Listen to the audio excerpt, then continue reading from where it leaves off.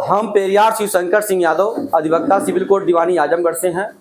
आज हम आए हुए हैं जो है तोहफापुर ग्राम सभा ब्लॉक जो चिरई गांव जिला वाराणसी में आए हुए हैं और सुरेश यादव और के घर पे आए हुए हैं। उनके पिताजी का जो है परिनिर्वाण हुआ है। बाबूजी का नाम है जो है विष्णु दयाल यादव जी, स्वर्गीय नहीं लगेगा, विष्णु दयाल यादव जी बाबूजी का नाम है, जो परिनिर्वाण हो चुका है। आज बाबूजी का 10वां है। तो यह 10वां जो हम लोग पहले से लोग करते चले आए हैं वो हम लोग कर रहे हैं, लेकिन हम लोग पाखंड अंधविश्वास रहित कर रहे हैं। इसमें न कोई पाखंड है, न कोई अंधविश्वास है और न यहाँ पे कोई महापत्तर आया, न कोई ब्राह्मण आया है। जो सत्य चीज है, सत्य है क्या चीज, उससे अवगत कराया जा रहा है कि सत्य है क्या हमारे आपके बीच में। क्योंकि हम आप लोगों ने यह सुना था, ये देखा भी था कि जो धर्म बना हुआ है, जिस धर्म को हम पहले नहीं जानते थे, मानते चले आ रहे हैं कि धर्म में है ऊंच नीच, धर्म में है ऊंच नीच और ऊंच नीच में ब्राह्मण के आगे सारे नीच हैं। मैंने ऊंच नीच क्यों कहा कि धर्म में जो है 4 वर्ग बटा हुआ है, 4 वर्ण, जो ब्राह्मण क्षत्रिय वैश्य शूद्र, और उसमें भी धर्म में रखा गया है कि ब्राह्मण सबसे ऊपर रहेगा, कि उसके नीचे क्षत्रिय रहेगा, उसके नीचे जो है वैश्य है, उस सबसे नीचे शूद्र है।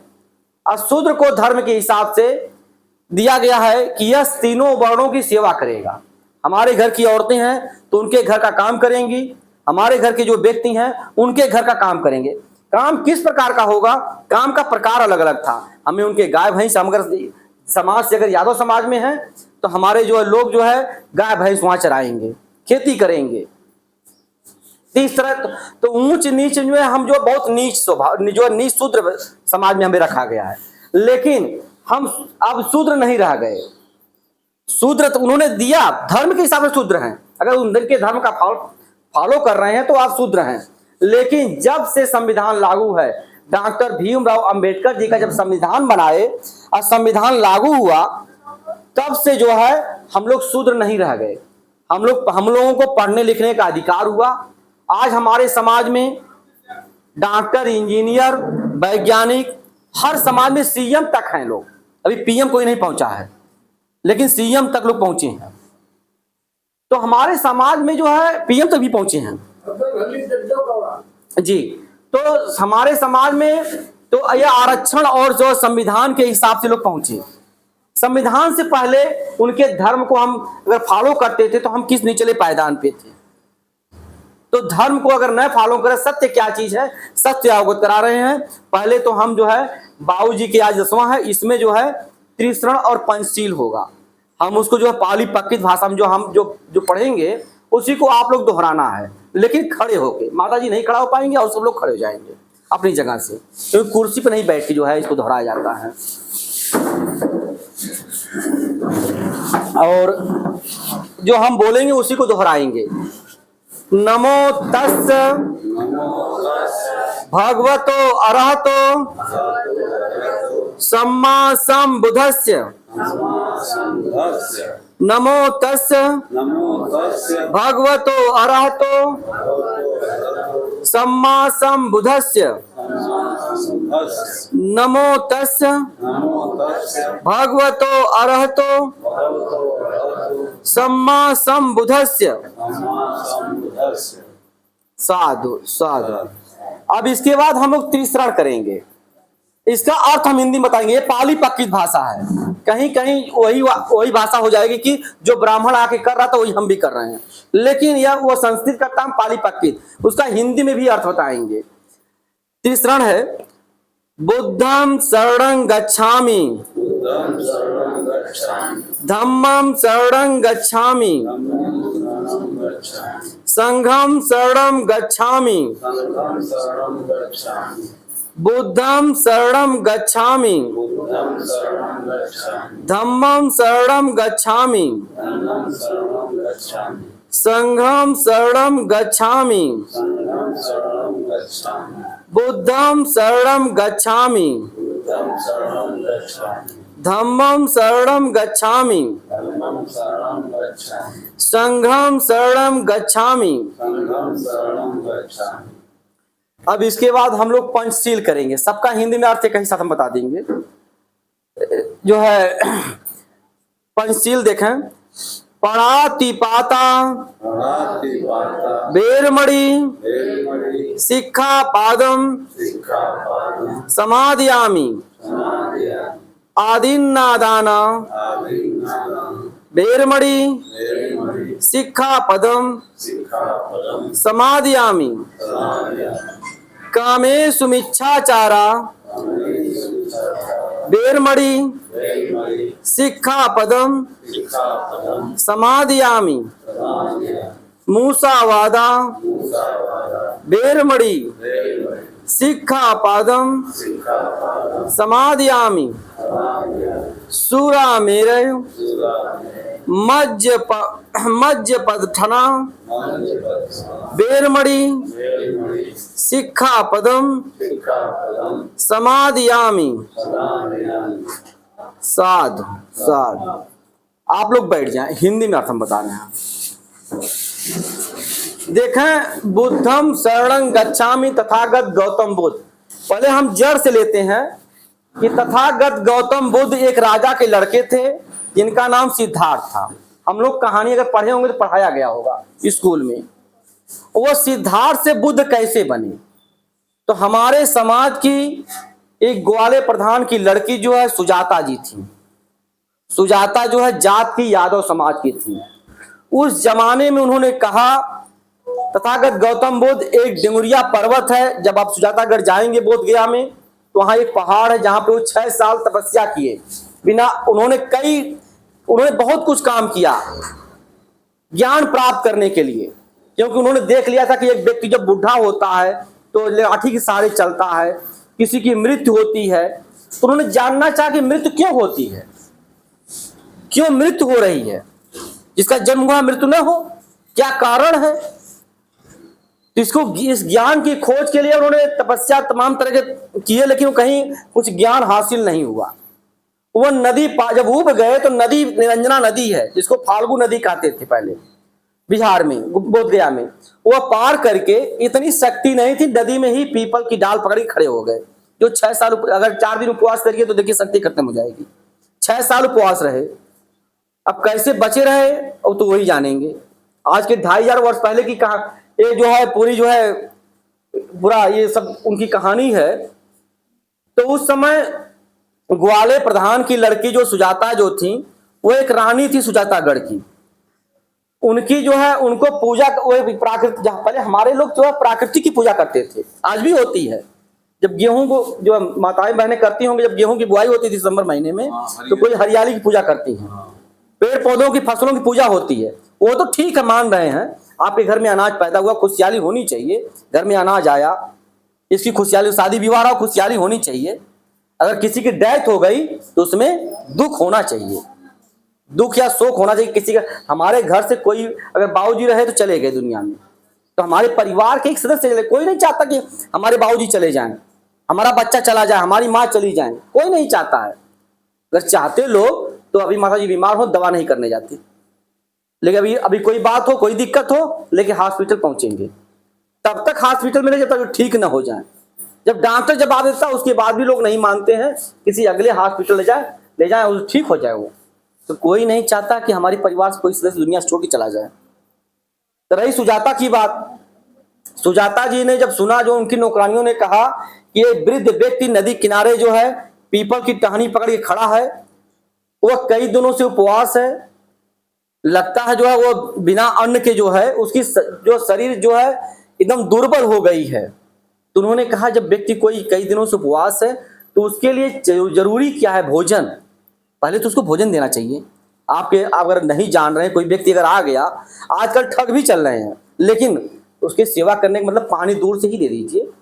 उतना अगर दूर से अगर आया, आप परिचित हैं तब, क्योंकि आप जो है उनकी बातों में नए आम है।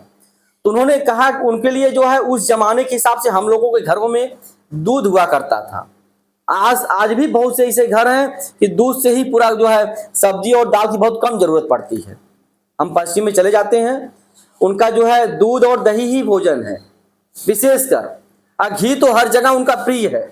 घी ऐसे नहीं खाते, हम लोग 1-2 चम्मच घी खाते हैं ना, वो पूरे अगर पश्चिम में गए होंगे भैया, अगर कोई किसी मित्र के यहाँ, मेहमान के यहाँ, तो एक इतनी बड़ी कटोरी में पूरा घी आएगा और उसमें शक्कर डाल के आएगा। या पूरा भोजन करिए लेकिन घी को चम्मच से खाइए, जैसे मान लो सलाद खा रहे हैं आप। तो उनके लिए खीर बनवाई, तो वो बुजुर्ग ने कहा कि मैं व्रत उपवास हूं, मैं ज्ञान की खोज में हूं, मैं आपकी खीर नहीं खा सकता।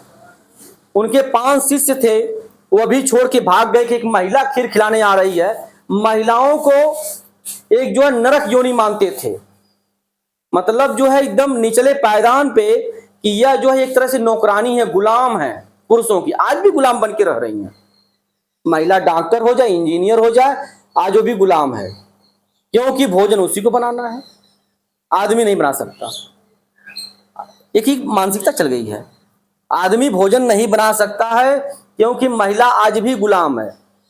अब गुलामी की पहचान क्या है? ये नाक में है, कान में है, हाथ में जो ये सब, ये तमाम ये जो सोने के जो जेवर हैं, चांदी के, ये गुलामी के प्रतीक हैं।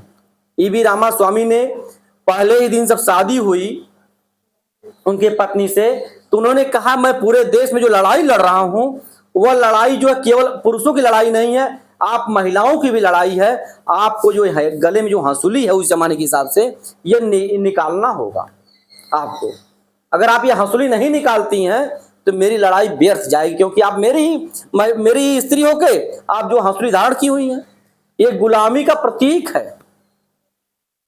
क्योंकि एक महिला जो है जब जो कोई जेवर लेती है तो किससे जो है कमाई से लेती है? अपने पति के। अब पति की जो तो इसलिए वो दास बन के रहती है। बहुत कुछ ऐसा अधिकार। अब तो महिलाएं, अब तो ये लोग कहते हैं कहीं कहीं कि अरे उनके घर में तो महिलाओं की चल रही है, तो महिला चालू चलाक है, क्यों नहीं चलेगी भाई? महिलाओं की भी चलनी चाहिए। तो कह रहे हैं महिलाओं की भी चल रही है, दोनों का चलना चाहिए। क्या सही है क्या गलत हो सकता है हम गलत निर्णय ले रहे हो, तो हो सकता है वो सही निर्णय दे रहे हो, लेकिन निर्णय उनका वहीं तक कायम है। कहीं अगर हम अपने कोई निर्णय उनका इस प्रकार का हो जो आपके भाई भाई में विभेद डाल रहा हो, वो निर्णय उनका कामयाब नहीं है। तो सुजाता जी ने उनको जबरदस्ती खीर खिलाया और खीर खिला के उनका व्रत तोड़वाया। वहीं पे जो है तथागत गौतम बुद्ध ने कहा कि हमें ज्ञान प्राप्त हुआ। उन्हें धम्म वहीं से मिला, लेकिन सुजाता जी को कोई नहीं जानता है। सुजाता जी के जो गढ़ की जो है, जो सुजाता गढ़ है, उसका एक बार मरम्मत अशोक सम्राट ने कराया, दूसरी बार मरम्मत लालू यादव ने अपने मुख्यमंत्री काल में करवाया। इतना ही नहीं, उनके जो है एविडेंस जो है जिले के प्रोफाइल में भी रखवाया लालू यादव ने। तो बहुत बड़ा काम किए। आज भी वो कुछ पखंडी हैं लालू और लालू यादव की, जो चाहे वो राजनीति की वजह से हो, तो राजनीति की वजह से जो लोग पाखंडी हैं तो हमारे समाज को भी गुलाम बना रहे हैं। वो ये नहीं कहेंगे कि पाखंडी है तो हमारे समाज को भी गुलाम बना रहे हैं, क्योंकि हमारा जब वो कुछ फॉलो करते हैं, कोई देवी कभी किसी मंदिर में जाते हैं वो लोग, तो हमारा समाज देखता है कि फला नेता, फला अधिकारी, फला डॉक्टर फला मंदिर में गया तो उसका लग रहा है कोई मनोकामना पूरी होगी, कोई चमत्कार हुआ होगा, हम भी जाएं। तो हम भी उसी ढोंग में जाके फंस जा रहे हैं। जब कोई बड़ा व्यक्ति, जैसे आपके परिवार से आज ये पाखंड अंधविश्वास खत्म हो रहा है, ब्राह्मण नहीं आएगा, तो आप कहेंगे शादी कैसे होगी? शादी भी विज्ञान संविधान से होगी। जो सत्य है, जिससे हम जीने खाने का अधिकार पाए हैं, समाज में उठने बैठने का, शिक्षा ग्रहण करने का अधिकार पाए हैं, संविधान से पाए हैं। और विज्ञान ही एक ऐसा जो है चीज है जो विज्ञान से हमारे सारे जो है हॉस्पिटल चल रहा है, डॉक्टर बन रहे हैं, विज्ञान से ही बन रहे हैं ना। तो बच्चे भी नहीं आए ना, यही बच्चे हैं, इतना यही छोटे बच्चे नहीं हैं। अच्छा अच्छा, चलें ठीक है। तो हमने कहा बुद्धम शरणम गच्छामि। लोग कहते हैं, आज भी कहते हैं कि कोई बात अगर आपसी होती है तो ऊपर वाला जाने। ऊपर कौन है जानेगा? कभी कहते हैं ना, मन में आता है ऊपर वाला जाने भैया क्या होगा क्या नहीं होगा। ऊपर कौन है? ऊपर हमारा ब्रेन है, इससे ऊपर कोई नहीं है। हमारा दिमाग जाने, लेकिन इसमें कोई बताया नहीं हमको आपको। खाली अभी ऊपर वाला जाने। ऊपर कौन है?